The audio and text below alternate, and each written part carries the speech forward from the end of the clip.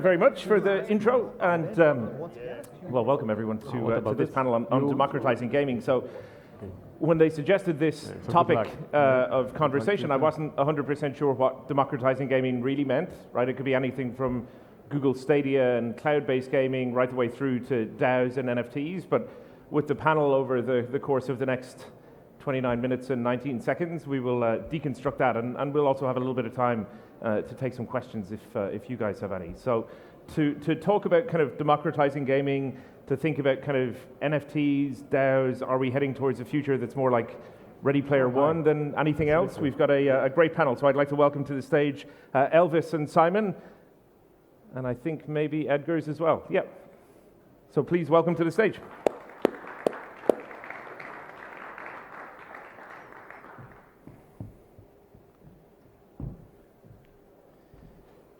So for a little bit of context, I guess everyone should probably explain why they're here and why we're sitting on the stage. So my name is Eamonn Carey. I'm a general partner at Tera Ventures. So we're a VC fund based in Tallinn, investing across the region and beyond. I was a gaming founder myself, so if anyone here actually remembers Facebook Games, I built one back in 2009 that we ended up selling to GameStop and have invested in a bunch of gaming companies as a result. So it's a sector and an industry that I'm excited by and one that I'm still pretty active in, but wanted to kind of give the rest of the panel an opportunity to tell us who they are, what they're up to, and what brings them on stage today. So Edgars, I'll start with you. Thank you. My name is Edgars. I'm a co-founder of Beetroot Lab and Colizeum. Colizeum is a game gallery. It's a decentralized game store. We have recently closed a round of 8.4 million at the latest valuation of 75. And the current focus is solving the problem for Web2 game environment to transfer themselves on Web3. And that's basically the bridge what we are currently building, and that's where our focus is, to basically solve this chicken and egg problem where you cannot build a game store if you don't have a games, and at the same time you cannot have these players if you don't have a games. So we are basically solving the problem, a need for the current industry to transform and morph these experiences into Web3 environment. Szymon. Hi, I'm Szymon. I'm a founder and CEO of the HashUp, and in HashUp we are building ERC20 based licensing software on blockchain, any software which is basically mostly games. We are focusing right now on Web2 games where you can use crypto wallet to store the license for the game. And yeah, I definitely think about this project as a future. And in HashUp, HashUp is mostly about making derivatives from computer software, and it will be changed the distribution model from investors put money on product to gamers put money on product. So I think the quality of games would be bigger because of that. Okay. And Elvis. Yep, hi. Oh, I like my voice. Yesterday was a good party. So yeah, I'm Elvis. I'm founder of the Latvian Game Developers Association. Been developing games since early 2000s. Now I'm working for a startup called Beatstack. It's a gaming startup. We put ads in games, but inside games, not like over the games. Yeah, I'm a programmer. I'm a blogger, whatever that means today, and yeah, that's it about me. When you think about this topic that we're talking about today, right, this idea of kind of democratizing gaming, maybe giving more power back to the people who play the games rather than the investors who put the money into the games, like, how do you guys think about that? How do you think about the future of the games industry? And maybe Edgars, I'll start with you. Yeah, I think the biggest thing for Web3 gaming is the aspect of play to earn. Mm-hmm. And in a nutshell, it's basically allowing players to earn some additional income while playing. But this is a pretty big thing for developing countries. Mm-hmm. From two kind of aspects. So there is this business aspect. It's hard to scale games there because people are just not, they can't just afford to spend the money. So it just goes in this vicious loop where you just it doesn't make to acquire users there. Mm-hmm. So Web3 pretty much opens up these markets, which previously were not so open, and that's because of the fact that there are people who basically can make a difference for themselves, for their families, by playing these games. If we look on examples from like Axie Infinity, I think, which is the biggest and most successful game out there, it's a pretty big thing when people where average salary is $200 per month can now start to making like 2K per month. And it's a pretty big thing, and that changes the way how people see games, how they act with the games, and also they learn how to invest, and at the same time it educates these audiences. Szymon, curious how you think about that. You mentioned kind of the ability to maybe put a little bit more control in the gamers' hands when you were doing your intro. Like, how do you think about this idea of democratizing gaming? How it will democratize in gaming, just by giving the ownership back to gamers. So when you can program DAO from licensed software, and you can buy, for example, the 10 copies of software, you have more power of voting about the product, because you put more money on the product than just gamer who bought one copy. But according to question with future of gaming, I think the deepest thing is making games open source. I'm a programmer, and I can't, for example, make true DLCs and modification to Cyberpunk 2077. It would be great for me to make money on making my stories with my friend from Cryptos, how we make parties and write stories about and sell it, because I can't make money on making quests to Cyberpunk. That's a problem, and I think this will be great. And in HashUp, because we are using ERC20 as a license carrier, we also have technology for licensing DLCs. And it's DeFi thing, but the liquidity of the DLCs will be on base version of the game. So you make volume on any, you make demand on basic version of game when you buy DLC for the game. So I think opening the code of games would be very cool, because right now only people from company can make value to the game. Of course, there is little mod market, but people don't make money on it. And when, for example, Cyberpunk would open the code, there will be like 100k people work on the world of Cyberpunk and make quests for that, and people would spend 10 times more money on the game because they will familiar with the mechanics, but not with the stories. So they will pay for work and they will pay for play the stories made by users. And I think you know openness, the code of the game is also very good for quality of game. I mean, when we publish game on 2020 and the code is not open, the technical side of the game is fixed on 2020. But when we open the code, the quality of game and technical side of the game is right now. I mean, the development, the engine, the VR, the new things is compatible because someone will make the compatible things on it. Yeah, and this is through Metaverse, the open code of games. And we are building infrastructure for that.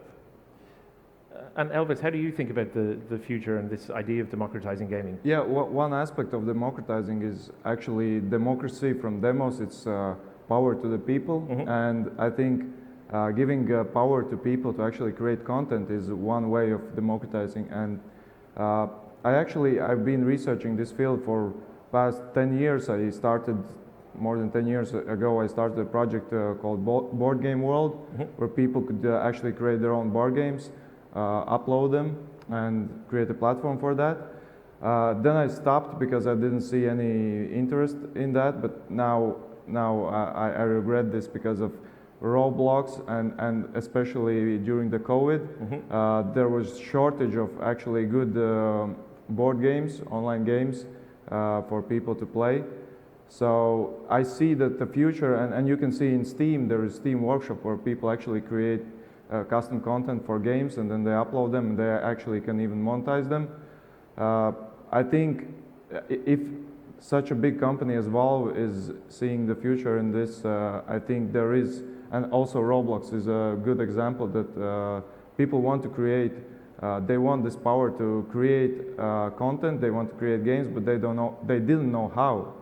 Now they know, and for example, in our association, we accept people who actually make games, but we divide people in those who make and those who don't. But I think there will be no border between them. There will be people who have actually, like almost everybody will have tried at least something in creating games. So I think we are moving in the right direction, because if you don't create, you get depressed. Human is a creative being, and you have to create something. And if we give the tools to people, we can actually fight depression and lots of mental problems by just giving the tools to people.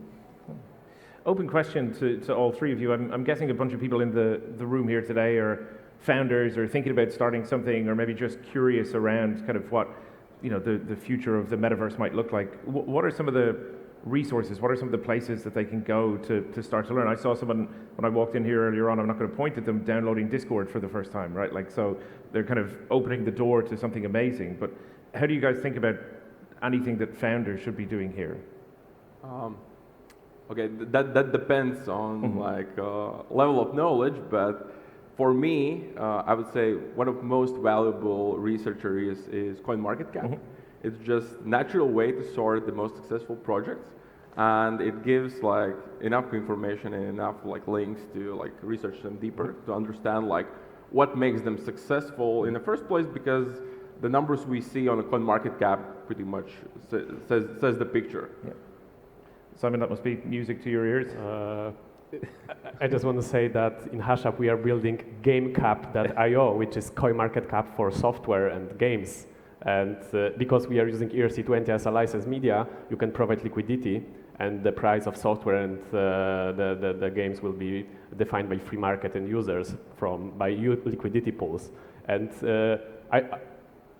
about resources, when we can get knowledge, there is a lot of communities from game dev industry on Facebook, on Discord, but we have to look on people from our native language first, and they will show us the true resources outside our native language.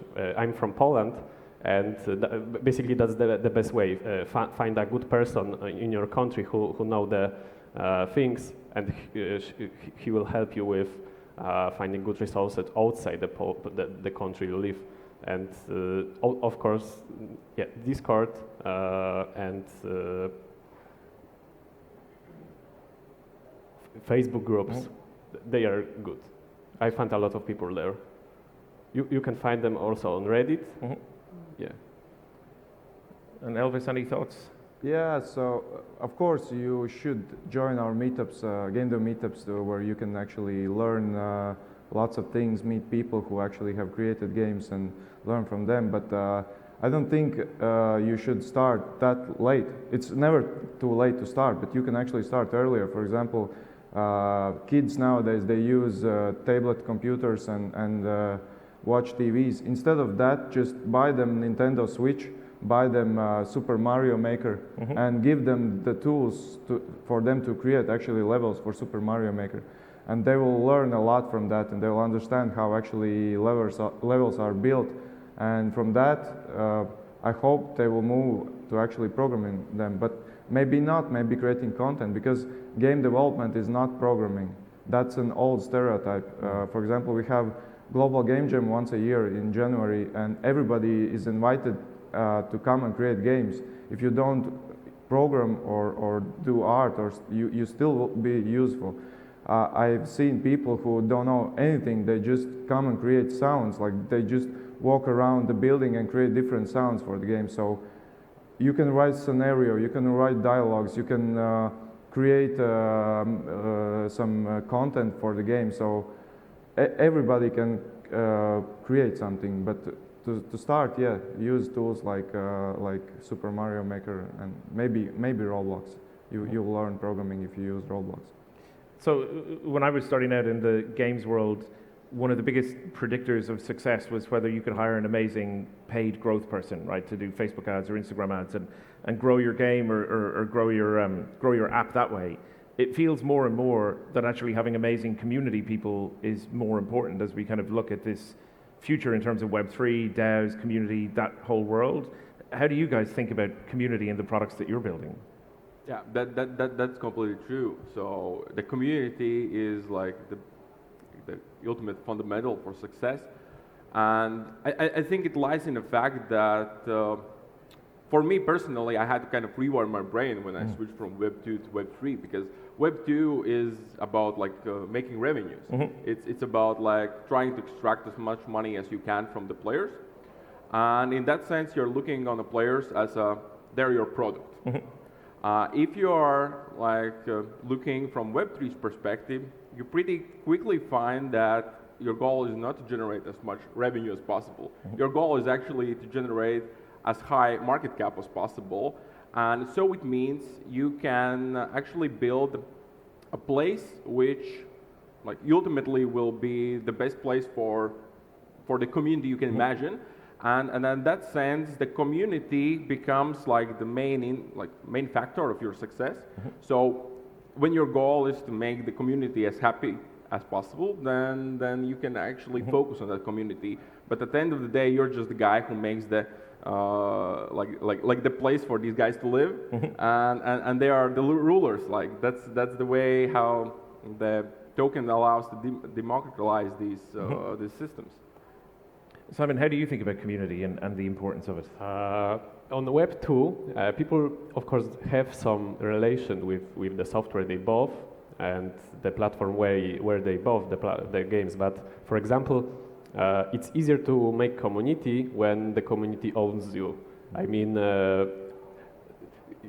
you can go to Epic Store, you can go to Steam, but and there is like couple 100 million of gamers that use the platforms, but no one from these users own the platform, so the money is blocked.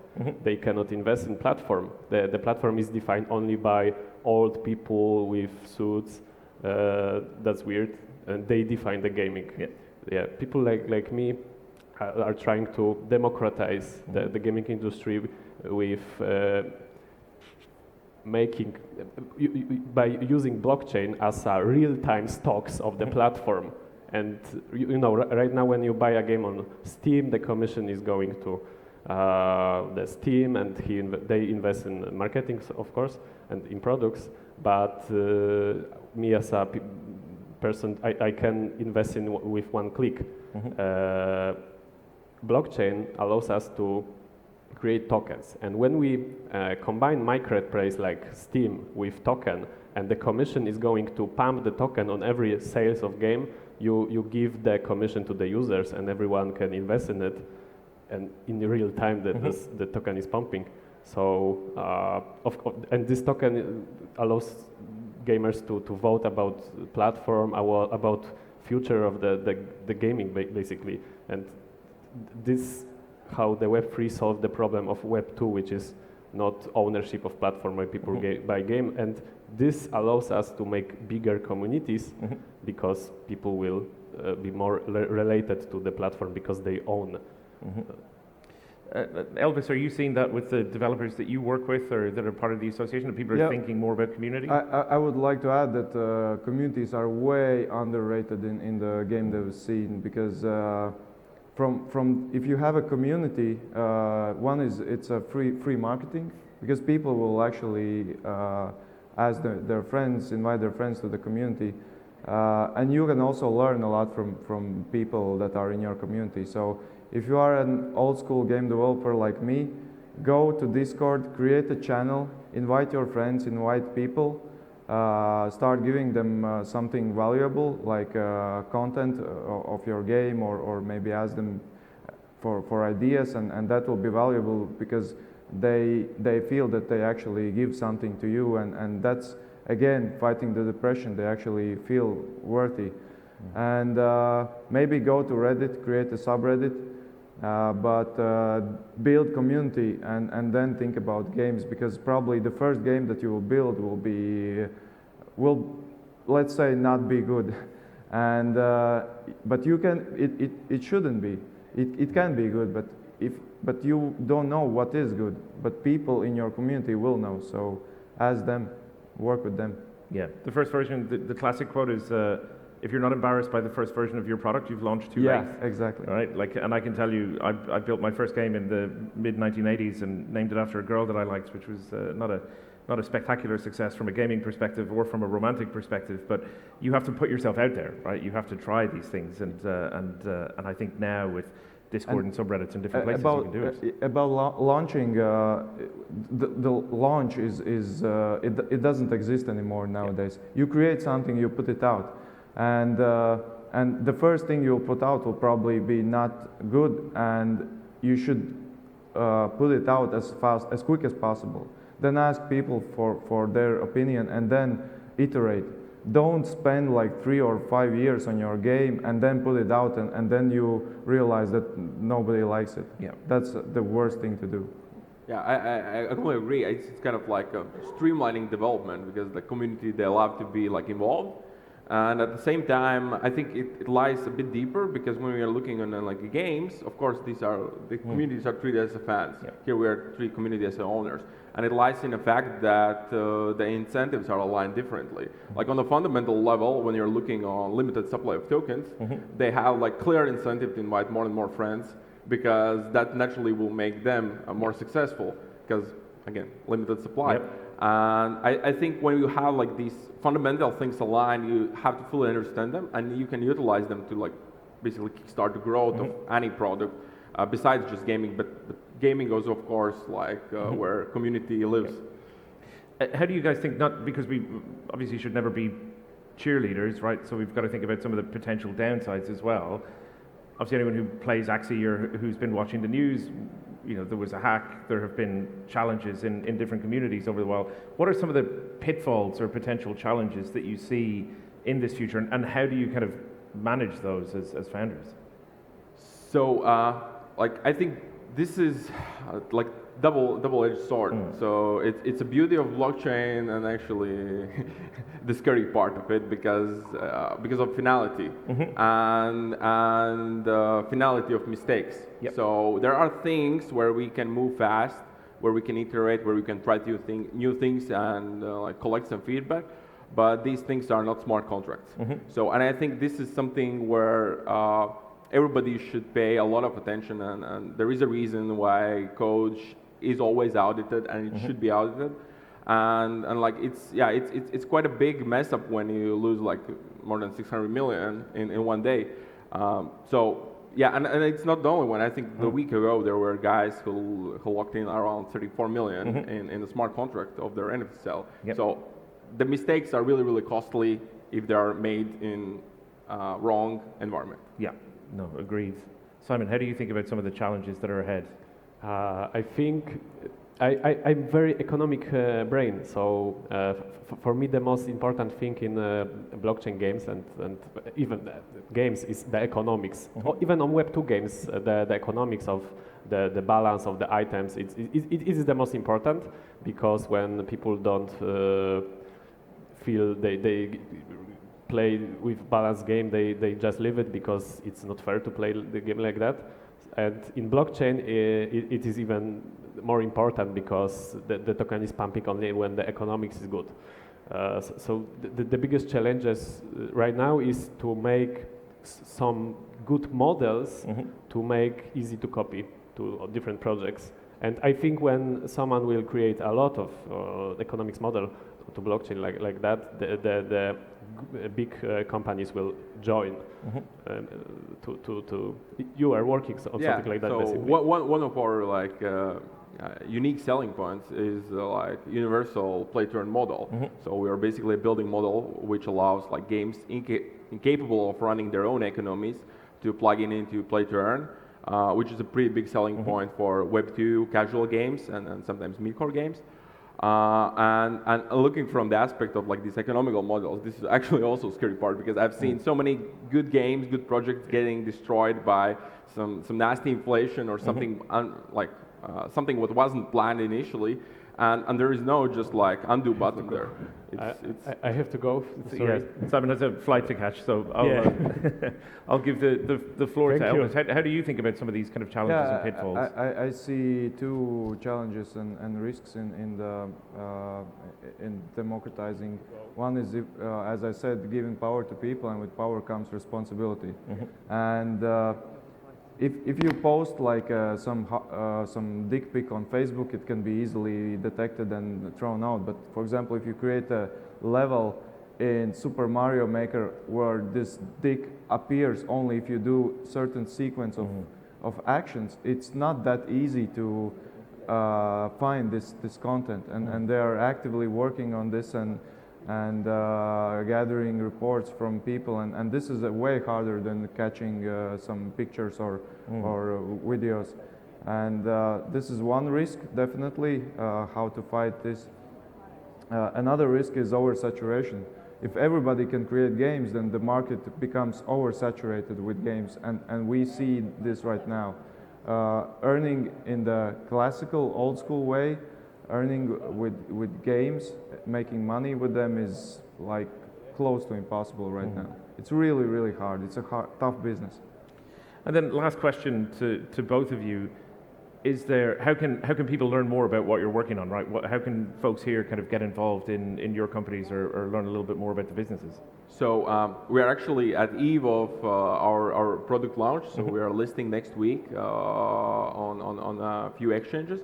Of course, anyone can pop up and open our webpage and learn more about the project, explore our white paper, and like Colizeum.com, it's here. But I think it will be really interesting to learn about us through like enjoying some of our products, and we'll be more than happy to like chat with you guys in our communities. And if you feel you can freely reach us directly, let's see how we can help each other. And Elvis? I suggest you just coming to our game dev meetups, opengamedev.lv, read about the association, follow us on Facebook, everywhere we post things, but definitely come to our meetups. You will learn a lot about game development there. That's my suggestion. Excellent. Well, thank you very much for your time and your contribution. Thank you all for attending. To Elvis, to Szymon, who's left us, and to Edgars, thank you for joining. Thank you. Thank you.